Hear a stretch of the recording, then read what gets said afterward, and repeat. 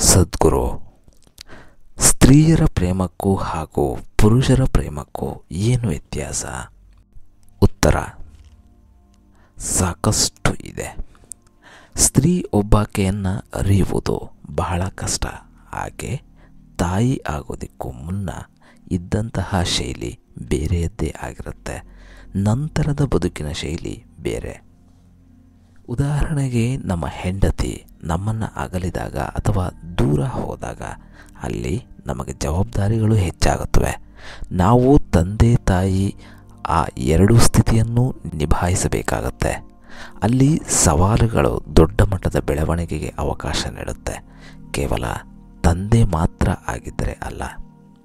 ಸೀಮಿತ ಕರ್ತವ್ಯಗಳು ಮತ್ತು ಜವಾಬ್ದಾರಿಗಳನ್ನು ನಿಭಾಯಿಸಬೇಕಾಗತ್ತೆ. ಸಮಾಜದ ದೃಷ್ಟಿಕೋನದಲ್ಲಿ ಅದೊಂದು ಸ್ಥಾನ. ಅದನ್ನು ನಿಭಾಯಿಸಲೇಬೇಕು.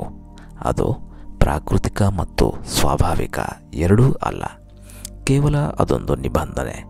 ಆದರೆ ಸ್ತ್ರೀ ಹಾಗಲ್ಲ. ಅಲ್ಲಿ ಮಹತ್ತರವಾದದ್ದು ಏನೋ ಒಂದು ಘಟಿಸುತ್ತೆ. ಸ್ತ್ರೀಗೆ ಹೆಚ್ಚು ಕಡಿಮೆ ಹೊಸ ಜನ್ಮವೇ ಸಿಕ್ಕಂತೆ. ಸ್ತ್ರೀ ಒಬ್ಬಳು ಒಂದು ಮಗುವಿಗೆ ಜನ್ಮ ನೀಡಿದರೆ ಅಲ್ಲಿ ಕೇವಲ ಸ್ತ್ರೀ ಮಾತ್ರ ಮಗುವಿಗೆ ಜನ್ಮ ನೀಡೋದಿಲ್ಲ. ಮಗು ಸ್ತ್ರೀಗೆ ಕೂಡ ಜನ್ಮ ನೀಡುತ್ತೆ. ಅದಕ್ಕೆ ಮೊದಲು ಸ್ತ್ರೀ ಕೇವಲ ಸ್ತ್ರೀ ಅಷ್ಟೇ ಆಗಿರ್ತಾಳೆ, ನಂತರ ತಾಯಿ ಆಗ್ತಾಳೆ. ಪುರುಷ ಸೃಜನಾತ್ಮಕನಾಗದೇ ಇದ್ದರೆ ಇದು ಅರ್ಥವಾಗುವುದು ಕಷ್ಟ ಆಗುತ್ತೆ. ಕಲಾವಿದನೊಬ್ಬ ಒಂದು ಕಲೆಗೆ ಒತ್ತು ನೀಡಿದಾಗ ಆ ಕಲೆ ಅತ್ಯಂತ ಸೃಜನಾತ್ಮಕವಾಗಿ ಮೂಡಿ ಬಂದಾಗ ಅದೊಂದು ಅದ್ಭುತ ಕಲಾಕೃತಿಯಾಗುತ್ತೆ. ಈಗ ಆತ ಹಳೆಯ ವ್ಯಕ್ತಿ ಅಲ್ಲ, ದೇವರೊಡನೆ ಸ್ಪರ್ಧಿಸಿದ ಹಾಗೆ.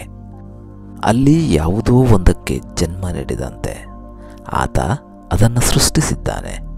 ಆದರೆ ಇದು ತಾಯಿಯಾದಂತಹ ಸ್ತ್ರೀ ಒಬ್ಬಳಿಗೆ ಹೋಲಿಸಿದರೆ ಏನೂ ಅಲ್ಲ. ಕಲಾಕೃತಿ ಅನ್ನೋದು ಕಲಾವಿದನಿಂದ ಮೂಡಿ ಹೊರಗೆ ಬಂದರೆ ಮುಗೀತು. ಅದೊಂದು ಪೀಠೋಪಕರಣದ ರೂಪದಲ್ಲಿ ಗೋಡೆಯನ್ನು ಸೇರುತ್ತೆ, ಅಲಂಕಾರವಾಗಿ ಹೊರಹೊಮ್ಮುತ್ತೆ. ಇನ್ನು ಅದಕ್ಕೆ ಜೀವ ಇರೋದಿಲ್ಲ. ಆದರೆ ಸ್ತ್ರೀ ಒಂದು ಮಗುವಿಗೆ ಜನ್ಮ ನೀಡಿದರೆ ಅದು ಜೀವನ. ಮಗುವಿನ ಕಣ್ಣೊಳಗೆ ಇಣುಕಿ ನೋಡಿದಾಗ ಆಕೆ ಸಮಸ್ತ ಸೃಷ್ಟಿಯ ಒಳಗೆ ಇಣುಕಿ ನೋಡಿದಂತೆ ಭಾಸವಾಗುತ್ತೆ. ಶಿಶು ಬೆಳೆದಂತೆ ಆಕೆಯೂ ಬೆಳೆಯುತ್ತಾ ಹೋಗ್ತಾಳೆ.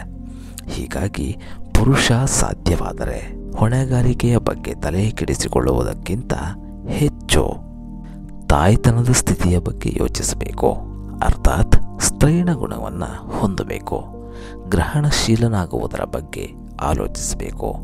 ದೊಡ್ಡ ಸವಾಲುಗಳೇ ದೊಡ್ಡ ರೂಪಾಂತರಣೆ ಕೂಡ ಆಗುತ್ತೆ.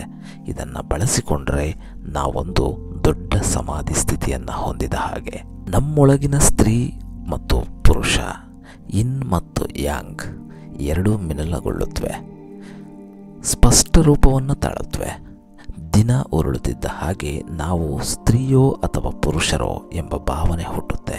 ಕಾರಣ, ನಾವು ತಂದೆಯಾಗಿದ್ದರೆ ಅಲ್ಲಿ ಮಾತೃಸ್ವರೂಪ ಹೆಚ್ಚಾಗಿರುತ್ತೆ.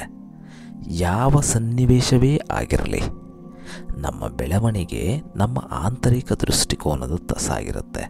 ತಾಯಿ ಒಂದು ಮಗು ಹೇಗಿರುತ್ತೋ ಅದನ್ನು ಹಾಗೆ ಪ್ರೀತಿಸ್ತಾಳೆ. ಅಲ್ಲಿ ನಿರೀಕ್ಷೆ ಇರೋದಿಲ್ಲ. ಮಗುವಿನೊಂದಿಗೆ ಯಾವ ನಿರೀಕ್ಷೆಯೂ ಇರೋದಿಲ್ಲ. ನಿಜಕ್ಕೂ ವಾಸ್ತವದಲ್ಲಿ ಸ್ತ್ರೀಯರು ಮಹತ್ವಾಕಾಂಕ್ಷಿಗಳು ಅಲ್ಲ. ಪುರುಷ ತಂದೆಯಾದಾಗ ಮಕ್ಕಳನ್ನು ಅಧೀನದಲ್ಲಿಟ್ಟುಕೊಳ್ಳೋದಕ್ಕೆ ಪ್ರಯತ್ನಿಸ್ತಾನೆ. ಸ್ತ್ರೀ ಹಾಗಿಲ್ಲ. ಸ್ತ್ರೀ ರಾತ್ರಿಯಂತೆ.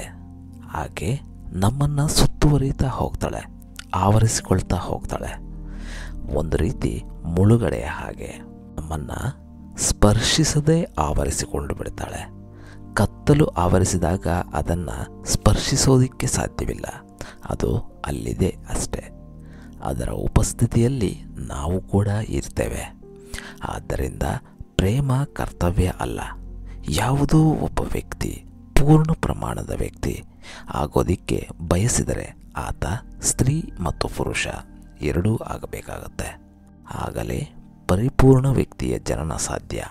ಇದನ್ನು ಒಮ್ಮೆ ಅರಿತರೆ ಸ್ತ್ರೀ ಮತ್ತು ಪುರುಷ ಬೇರೆ ಬೇರೆ ಅಲ್ಲ, ಇಬ್ಬರೂ ಒಂದೇ ಎನ್ನುವ ಸ್ಥಿತಿ ದೃಷ್ಟಿಕೋನ ನಮ್ಮ ಅಂತರಾತ್ಮಕ್ಕೆ ಅರಿವಾಗುತ್ತೆ